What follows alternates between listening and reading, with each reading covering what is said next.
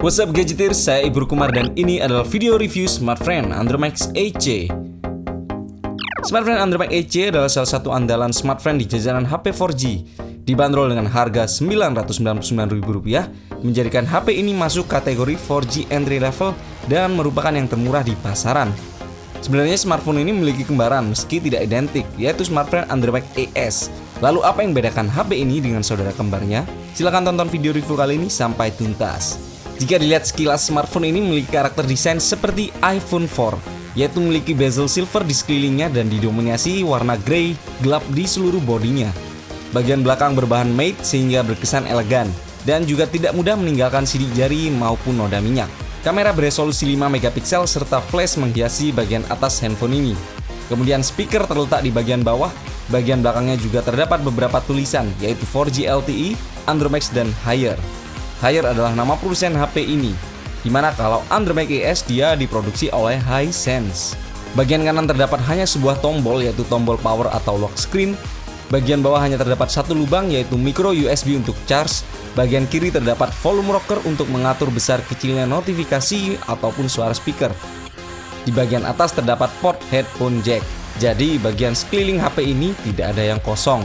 Semuanya terpakai. Bagian atasnya memiliki kamera depan yang beresolusi 5 megapiksel plus disertai flash depan. Bagian bawah terdapat capacitive button yang punya kemampuan backlight. Cukup lengkap untuk HP di kisaran harga Rp1 juta kurang Rp1. Saat membeli pertama kali kita akan langsung mendapatkan screen guard, tapi saya agak tidak terlalu suka dengan screen guard bawaannya. Mudah sekali baret meski hanya tergesek oleh saku celana. Dan jenis screen guardnya adalah anti glare, jadi mengurangi ketajaman dari layar handphone ini. Kalau kita buka bagian belakangnya akan tampak baterai yang berkapasitas 1500 mAh, slot micro SD dan slot SIM card. Slot SIM card untuk smartphone berukuran micro SIM, sedangkan slot SIM card untuk GSM berukuran normal. Dalam hal desain fisik HP, saya lebih menyukai Andromax 8C ini daripada saudaranya yaitu Andromax AS. Build quality terasa lebih kokoh dan tombol-tombolnya pun terasa lebih mantap. Sehingga efek elegannya lebih terpancar di handphone ini jika dibandingkan Andromax AS. Layar yang 4 inch WVGA 480x854 pixels dengan kerapatan pixel 233 ppi.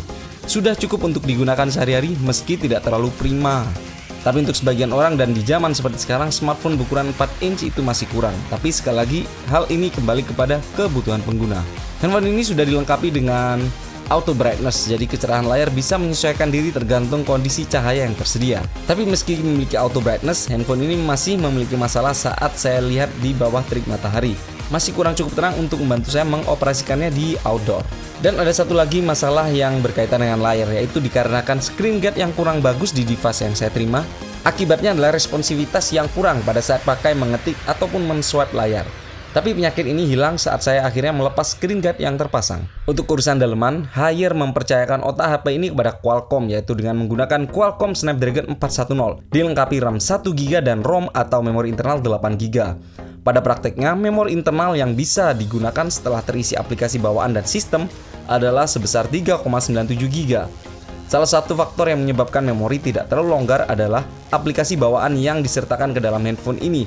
Banyak aplikasi yang menurut saya tidak terlalu tampak fungsinya dan ada beberapa aplikasi yang malah tidak bisa kita hapus. Tapi performa secara keseluruhan masih mumpuni dalam penggunaan sehari-hari. Memory management masih masuk dalam kategori baik. Skor Antutu menunjukkan HP ini berada di kisaran 20.000. Dan ini juga standar untuk kategori HP dengan otak Qualcomm Snapdragon 410. Performa gaming juga masih mumpuni digunakan bermain game HD meski kadang terdapat penurunan frame. Seperti halnya Andromax AS, saya juga tidak menyarankan Anda bermain game lama-lama dengan handphone ini, kecuali Anda memang mau ngecas handphone ini sehari 3 kali. Kalah kan yang minum obat? Smartphone ini menggunakan stok ROM asli Android, yaitu Android 5.0.1 Lollipop. Jadi tampilan keseluruhan handphone ini didominasi warna-warna khas pastel Lollipop. Dan mudah-mudahan smartphone kedepannya mau mengupgrade OS-nya saat marshmallow sudah banyak bertebaran. Kamera belakang dan depan sama-sama memiliki kemampuan 5 megapiksel, sama-sama memiliki LED flash, dan sama-sama tidak memiliki fitur autofocus. Meski tidak memiliki autofocus, kamera belakang handphone ini dilengkapi beberapa fitur yang bisa kita gunakan, yaitu mode HDR, lalu ada pilihan mode automatic, portrait, landscape, sports, dan flower. Ada juga beberapa efek dan fitur panorama yang bisa kita pakai. Jadi untuk hasil kamera menurut saya sebagai pelengkap saja. Karena alasan utama adalah hilangnya fitur autofocus yang menurut saya sangat penting. Contohnya bisa dilihat seperti gambar berikut. Flash kamera depan juga menolong penampakan wajah kita dalam kondisi gelap, tapi agak kurang bagus kalau dalam kondisi cahaya sedang. Karena bagi saya akan terlihat agak tidak natural, di mana yang putih hanya wajahnya saja, dengan backgroundnya tidak terlalu jelas. Jadi sangat jarang sekali saya menggunakan flash kamera depan. Berbicara mengenai 4G LTE, seperti sudah saya sebutkan sebelumnya, fitur andalan handphone ini adalah kemampuan internet cepat 4G-nya. Untuk masalah jaringan, di Surabaya sendiri yaitu tempat saya mengadu nasib, mampu bekerja dengan baik. Cakupannya cukup luas, bahkan sampai menjangkau daerah Surabaya Coret, seperti Perak di utara, Mengantiwiyung di barat, daerah Rungkut di timur, dan sampai daerah Tropodo yang masuk Kabupaten Sidoarjo di bagian selatan Surabaya. Saat saya coba tes speed, di sini benar-benar terbukti bagaimana pengaruh posisi dan waktu. Saat berada di posisi yang tepat dan jam yang tepat pula, kecepatannya bisa sampai sekitar 49 MB per second. Seperti saat saya tes di area Pelabuhan Perak ini. Saat saya tes di dalam Mall Delta Plaza, kecepatannya berkisar 26 MB per second. Tapi kalau kita berada di posisi yang tidak terlalu bagus dan jamnya tidak terlalu bagus juga, kecepatannya bisa di bawah 10 MB per second. Meski dibanderol murah, HP ini sudah dilengkapi beberapa sensor dasar seperti accelerometer, light sensor, proximity sensor. Namun untuk sensor-sensor lainnya seperti gyroscope dan orientation sensor tidak disertakan handphone ini. Tapi kalau kata saya sih, gadgeters nggak perlu khawatir, apalagi kalau kamu pengguna normal yang lebih sering main media sosial dibandingkan app lain yang butuh sensor-sensornya. Dalam hal multimedia, handphone ini sudah dilengkapi dengan fitur pemanjat telinga DTS. Ini adalah salah satu hal yang berbeda juga jika dibandingkan dengan Android ES. Android ES dilengkapi dengan fitur Dolby Digital, sedangkan Android EC menggunakan DTS. Namun secara keseluruhan perbedaan tidak terlalu signifikan. Kita juga bisa mengotak-atik bass dan treble output suaranya melalui fitur DTS ini. Tapi tentu saja saran saya, jika ingin menggunakan fitur ini, gunakanlah headset. Sebagai kesimpulan saya adalah sebuah pertanyaan. Apa yang gadgeters cari dari handphone berlayar 4 inch ini? Kalau kamu mencari handphone yang bisa dinikmati untuk streaming video YouTube tanpa ada buffering, maka handphone ini cocok untuk para gadgeters semua.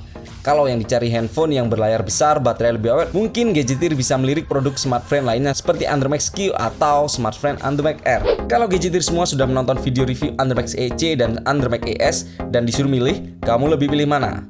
Tulis di area komen di bawah. Oke, terima kasih sudah menyaksikan video review ini. Silahkan disentuh tombol subscribe-nya agar tidak ketinggalan video-video terbaru dari channel Gadget Gaul dan Ibnu Kumar Channel. Saya Ibnu Kumar pamit, sampai jumpa. Bye-bye.